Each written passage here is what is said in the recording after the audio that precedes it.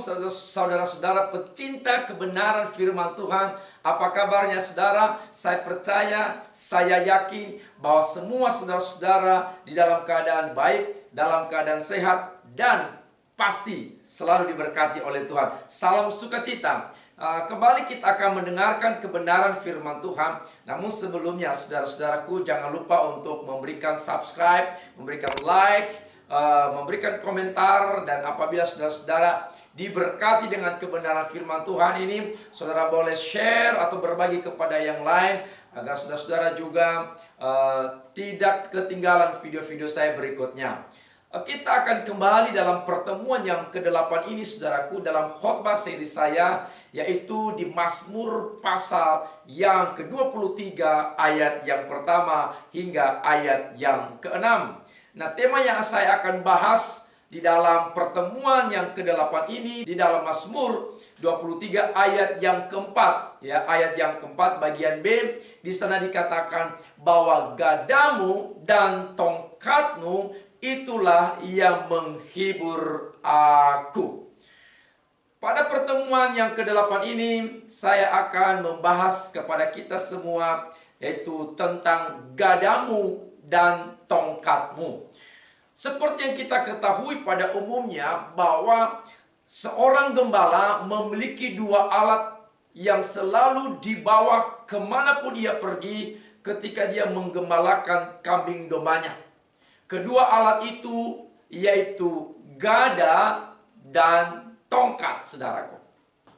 Mungkin saudara-saudara pernah melihatnya, kedua alat ini selalu ada bersama-sama dengan gembala. Namun kedua alat ini, baik gada maupun tongkat, memiliki fungsi yang berbeda satu dengan yang lain.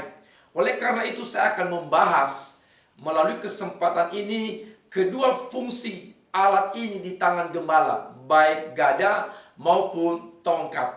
Nah, pertama-tama kita akan melihat gada. Gada itu terbuat dari akar kayu yang sudah tua dan keras. Gada itu memiliki ukuran atau panjangnya sekitar 40 hingga 40 cm, saudaraku. Tidak begitu panjang. Itu adalah gada di tangan seorang gembala. Nah, pada bagian akarnya itu, dia itu dijadikan sebagai kepala, ya, dan dibentuk bulat dan licin, ya. Kalau ini gada, saudaraku, di tangan saya ini gada, maka sebelah akarnya ini dijadikan kepala, dibuat ada bulatnya dan licin. Kemudian saudaraku, gada ini memiliki fungsi. Nah, kita akan melihat fungsi gada. Yang pertama, gada adalah lambang otoritas atau lambang kekuasaan atau kepemimpinan seorang gembala atas domba-dombanya. Sudah sangat jelas bahwa gada di tangan gembala menandakan bahwa dia merupakan pemimpin yang memiliki kekuasaan, memiliki otoritas atas domba-domba yang dia gembalakan.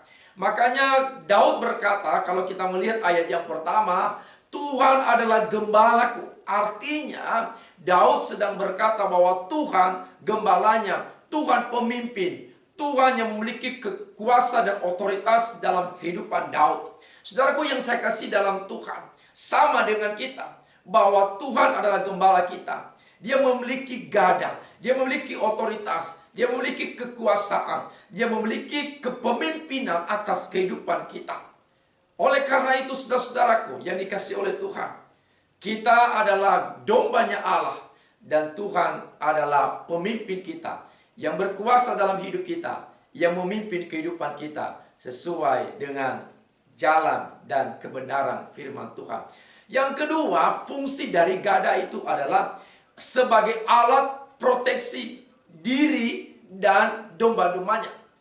Jadi gada sebenarnya berfungsi sebagai perpanjangan lengan daripada gembala yang berperan untuk memproteksi atau untuk melindungi dirinya sendiri dan juga para dombanya dari bahaya, yakni dari pemangsa-pemangsa yang mencoba menyerang baik gembalanya maupun kawanan domba yang ia gembalakan. Jadi gada ini memiliki fungsi yang berikut adalah sebagai senjata yang mempertahankan atau senjata yang melindungi dirinya sendiri sebagai gembala, dan juga yang melindungi kawanan dombanya terhadap bahaya, khususnya terhadap serangan-serangan predator yang siap menyerang baik gembalanya maupun juga kawanan domba. Jadi ini gada dipakai untuk mempertahankan atau melindungi diri. Cara menggunakan gada ini ialah bisa dengan melemparkannya, bisa dengan mengayun-ayunkannya, dan juga bisa memukulkan secara keras kepada musuh yang menyerang dia atau menyerang kawanan dombanya. Nah, saudara-saudara yang saya kasih dalam Yesus Kristus Tuhan, jadi gada ini memiliki fungsi untuk melindungi, untuk mempertahankan diri sebagai senjata melawan musuh-musuh. Nah, saya mau katakan kepada kita bahwa kita memiliki senjata, yaitu senjata kita itu firman Allah, pedang roh yang siap menghancurkan musuh-musuh kita. Kita memiliki senjata itu firman Allah. Ketika Tuhan Yesus berhadapan dengan si iblis yang menggoda dia, Tuhan Yesus punya senjata, yaitu firman yang keluar dari mulut Tuhan, keluar dari perkataan Kristus, itu yang mengalahkan iblis, itu yang menaklukkan si iblis yang menggoda Tuhan Yesus. Saya juga mau katakan kepada kita, kita memiliki senjata, kita memiliki gada dalam hidup kita, yaitu kebenaran firman Tuhan, pedang roh yang siap menghancurkan godaan-godaan dari si iblis atau dari berbagai dosa dan kejahatan yang ingin menjatuhkan kita. Nah, saudara-saudara yang saya kasih dalam Tuhan, yang ketiga, fungsi gada adalah sebagai alat atau sebagai instrumen untuk mendisiplinkan domba. Apabila gembala melihat ada domba yang berperilaku tidak tertib, tidak sopan, suka melawan, suka menyimpang dari jalannya, mereka apabila ada domba yang mendekati rumput liar yang beracun, atau mampir mendekati jurang atau bahaya lainnya, maka saudaraku, gembala memperingatkan domba-domba yang nakal itu, memperingatkan domba-domba yang bandel itu, memperingatkan domba-domba yang menyimpang itu, yang menuju kepada bahaya, dengan menggunakan gadanya, saudaraku. Dan bahkan jika dombanya tetap membandel juga, maka seorang gembala tidak segan-segan untuk memukul domba-domba itu, mendisiplinkan mereka agar mereka kembali tertib, kembali ke jalan yang benar. Saudara-saudara yang saya kasih dalam Tuhan Yesus Kristus, Tuhan adalah gembala kita. Kadang-kadang dia menggunakan gadanya untuk mendisiplinkan kita. Kadang-kadang dia menggunakan gadanya untuk membawa kita kembali ke jalan yang benar. Kadang-kadang Tuhan menegur kita dengan agak keras tuh, melalui apa saja, melalui sakit penyakit, melalui banyak hal, supaya menyadarkan kita untuk kembali ke jalan yang benar. Oleh karena itu, saudaraku, apabila saudara-saudara ada di antara kita yang sedang mengalami pukulan, disiplin dari Tuhan, maka dengar baik, itu karena Tuhan mengasihi kita. Firman Tuhan berkata begini, barang siapa yang kukasihi, ia kuhajar, ia kutegur, ya kan? Relakanlah hatimu dan bertobatlah. Yang keempat, fungsi gada di tangan gembala adalah sebagai alat untuk menghitung dan memeriksa para domba. Seringkali gembala menggunakan gadanya untuk menghitung dan memeriksa bagian tubuh domba-dombanya. Gadanya dipakai untuk menguak bulu-bulu domba dan memeriksanya, apakah kulit mereka terluka, apakah bulu mereka kotor, atau bersih dan sebagainya. Karena bulu domba itu tebal, saudaraku. Nah, sehingga seringkali tidak terlihat dari luar apakah mereka terluka, apakah terkena duri, apakah ada kutunya, apakah ada serangga yang menempel, apa berbagai parasit mungkin dan kotoran yang menyakiti mereka. Maka gada itu digunakan oleh sang gembala ini untuk menguak atau membuka bulu-bulu mereka, sehingga terlihat dengan jelas apa tubuh mereka sedang bermasalah atau tidak. Gada inilah yang membantu gembala untuk mengangkat atau menguak bulu-bulu mereka dan memeriksanya untuk memastikan bahwa domba-dombanya dalam keadaan baik-baik saja. Saya mau katakan kepada saudara, ketika Tuhan memeriksa kita, memeriksa hati kita, Dia akan mengetahui sampai kedalaman hati kita. Apakah ada yang kotor, adakah ada yang terluka, ataukah ada yang tidak beres dalam hidup kita. Kiranya firman Tuhan biasanya membersihkan kita. Firman Tuhan biasanya menguduskan kita, menyucikan kita, sehingga semua kotoran-kotoran hidup kita, semua dosa-dosa dalam hidup kita akan dibersihkan oleh Tuhan. Sehingga firman Tuhan berkata dalam Injil Yohanes pasal 15, bahkan ranting yang berbuah itu ya semakin dibersihkan, semakin diproses agar dia memiliki buah yang begitu banyak. Apabila saudara sedang berada di dalam proses pemeriksaan, Tuhan memeriksa hati kita dan Dia menemukan ada sesuatu yang kotor, tidak beres, izinkan diri saudara, biarkan diri saudara dibersihkan oleh Tuhan, biarkan diri saudara diproses oleh Tuhan, sehingga saudara menjadi domba-domba yang sehat, baik jasmaninya maupun rohaninya. Nah, itulah 4 fungsi gada di tangan sang gembala. Sekarang kita akan melihat tongkat. Tongkat berbeda dengan gada. Tongkat ini terbuat dari batang dan bentuknya langsing, saudaraku. Panjangnya sama seperti tongkat pada umumnya. Di bagian atasnya itu terdapat lekukan seperti lingkaran atau kail ya. Pernah Bapak Ibu memancing, kailnya itu kan melengkung. Nah, begitulah kepala daripada tongkat. Atau hampir mirip dengan bagian bawah gagang payung yang ada lengkungannya. Ya, kan ada payung itu yang bagian bawahnya gagangnya itu melengkung ya. Nah, itu seperti itulah kepala daripada tongkat. Nah, kita akan melihat ada beberapa fungsi tongkat ini di tangan gembala. Yang pertama, untuk menuntun domba-dombanya. Apabila mereka melalui jalan yang baru atau rute yang baru yang panjang dan cukup berbahaya, maka gembala dengan lembut menggunakan ujung daripada tongkatnya yang tipis itu, kemudian menyentuhkannya atau menepuk-nepuk sisi badan domba ya, dengan tujuan saudaraku supaya domba-dombanya itu berjalan mengikuti kehendak sang gembala.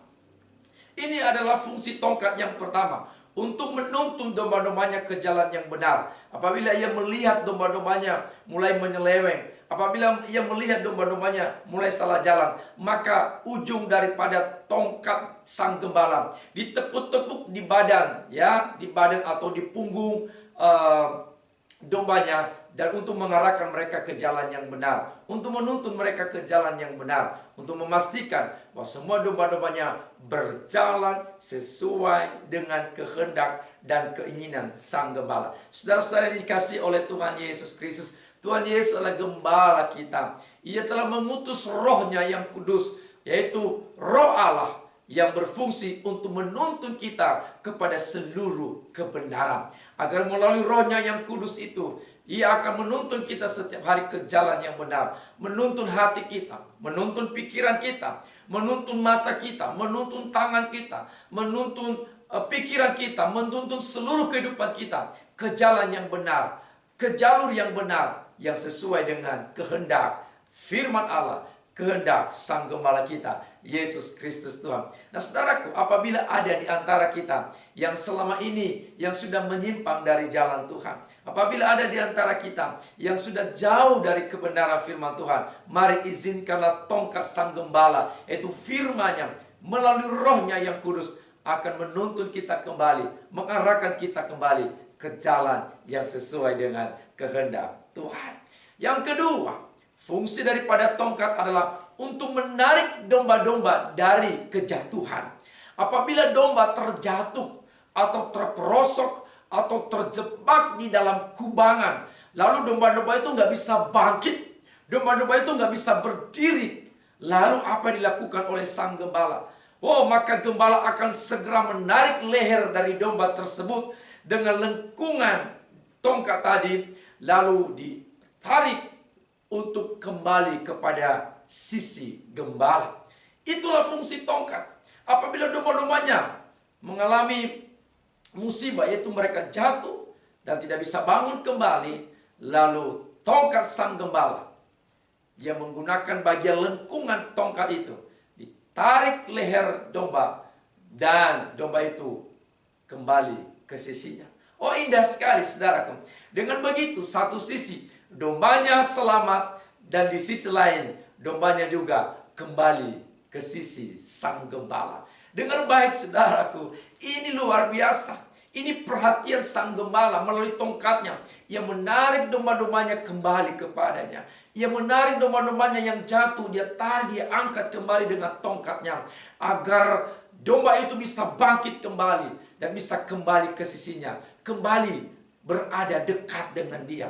Begitu besarnya kasih Allah, begitu besarnya perhatian dan kepedulian Tuhan bagi orang-orang yang jatuh di dalam dosa, bagi umat manusia yang jatuh di dalam dosa. Yesus Kristus Tuhan datang ke dalam dunia ini, saudaraku. Ia mencari kita, Ia mengasihi kita, orang-orang yang jatuh di dalam dosa. Ia menarik kita kembali, Ia mengambil kita kembali, Ia menemukan kita kembali, agar kita yang jauh dari Tuhan, jauh dari jalan Tuhan, jauh dari kebenaran, Tuhan kembalikan kita dekat dengan Dia. Kita yang tadinya karena dosa terputus hubungan dengan Tuhan, tetapi melalui kasih Yesus Kristus gembala kita, Ia datang menarik kita kembali dan mengembalikan kita dekat dengan Tuhan, dekat di hatinya, berada di sisinya. Itulah Yesus Kristus gembala kita yang baik. Saudara-saudaraku, jangan kecewa, jangan putus asa. Apabila engkau sudah jatuh di dalam dosa, sudah jatuh di dalam berbagai kejahatan, sekarang melalui kebenaran firman Tuhan ini, biarkan dirimu ditarik oleh Tuhan. Biarkan melalui kebenaran firman ini, saudaraku, Anda ditarik oleh Tuhan. Anda biarkan diri Anda diambil oleh Tuhan, ditarik kembali oleh Tuhan melalui rohnya, melalui kebenaran firman Tuhan, untuk kembali kepada Tuhan. Sadarlah seperti anak yang terhilang. Begitu ia sadar, ia jauh dari bapaknya, ia jauh dari rumah bapaknya, ia jauh dari kebenaran, ia jauh dari kehendak bapaknya, ia sadar dan kembali ia kepada bapaknya. Hendaklah melalui kasih Kristus menarik kita kembali kepadanya. Biarkanlah kasih Allah, biarkanlah firman Allah, biarkanlah rohnya menarik saudara kembali kepada Tuhan. Bagi engkau yang sudah jauh dari Tuhan, jauh dari persekutuan dengan Tuhan, biarkan hatimu saudara terbuka dan katakan, Tuhan, aku mau kembali. Tarik aku dengan kasih-Mu, Tuhan. Tarik aku dengan firman-Mu. Tarik aku dengan kuasa-Mu.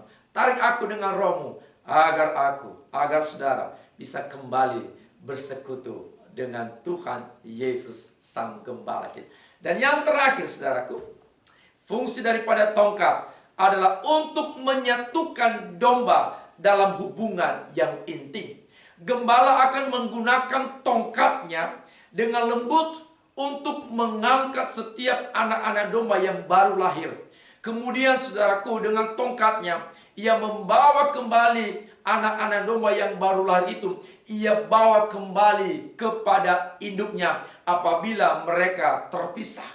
Ini sering terjadi jika dalam jumlah yang banyak domba melahirkan dalam waktu yang bersamaan. Seringkali saudara-saudaraku, anak-anak domba itu tercerai berai. Anak-anak domba itu terpisah jauh dengan induknya. Dan gembala yang cerdas, gembala yang penuh dengan ketelitian, ia melihat dan ia memeriksa di mana induknya anak-anak domba ini. Dengan tongkatnya ia tarik pelan-pelan. Dengan tongkatnya ia angkat pelan-pelan anak-anak domba yang baru lahir itu. Dan dia menyatukan kembali dengan induknya. Ia mempertemukan kembali dengan induknya. Ia menyatukan, ia membawa kembali anak-anak domba yang baru lahir itu ke sisi gembalanya. Sehingga mereka bersatu kembali dalam hubungan yang intim, dalam hubungan yang indah, dalam hubungan yang harmonis antara induk dan anak-anaknya. Itulah fungsi tongkat daripada sang gembala.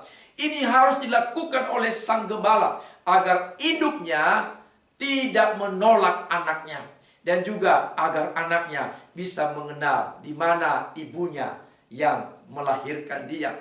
Mereka harus dipersatukan kembali dalam hubungan yang intim dengan induknya. Saudara-saudaraku, ini yang dilakukan oleh Tuhan Yesus Sang Gembala kita yang baik. Ia mempersatukan kita dalam keluarga. Dia mempersatukan orang tua dengan anak-anak dan orang tua. Banyak keluarga yang hancur, banyak keluarga yang tercerai berai, banyak keluarga yang saling menolak, banyak keluarga yang terpisah. Sekarang melalui tongkat Sang Gembala, melalui Yesus Kristus, melalui firman-Nya, Melalui kuasanya, ia kembali mempersatukan keluarga-keluarga yang hancur berantakan. Ia akan memulihkan keluarga-keluarga yang hancur tercerai-berai. Ia akan mengembalikan hati bapak-bapak kepada anak-anaknya dan hati anak-anak kepada bapaknya. Ia akan memulihkan keluarga. Ia akan memulihkan hubungan suami istri, memulihkan hubungan orang tua dengan anak, memulihkan hubungan anak dengan orang tua. Ini yang terjadi, saudara-saudaraku, sehingga di dalam keluarga terciptalah kerajaan Allah. Ingat bahwa keluarga merupakan miniatur kerajaan Allah di bumi ini. Melalui keluarga Allah melakukan mujizat, sehingga dari keluarga yang dipulihkan oleh Tuhan, keluarga yang sudah disatukan oleh Tuhan, maka keluarga itu menjadi keluarga yang menyembah Tuhan, keluarga yang memuliakan Tuhan, keluarga yang meninggikan nama Tuhan. Saya berdoa, saudara-saudaraku, apabila Anda berada di dalam situasi kondisi seperti ini, maka dengar baik, biarkanlah firman kebenaran ini, saudaraku, akan memulihkan hubungan saudara dan kembali kepada penggembalaan Yesus Kristus Tuhan kita. Biarkanlah gada dan tongkatnya menghibur kita. Daud berkata, gadamu dan tongkatmu menghibur aku. Kenapa? Karena melalui gada dan tongkat sang gembala, domba-dombanya merasa aman, merasa nyaman, dan mereka merasa terpelihara terhadap apapun yang terjadi. Kerana kebenaran firman Tuhan ini meneguhkan dan memberkati kita. Doa saya, saudara-saudara tetap diberkati oleh Tuhan. Shalom, Tuhan Yesus memberkati.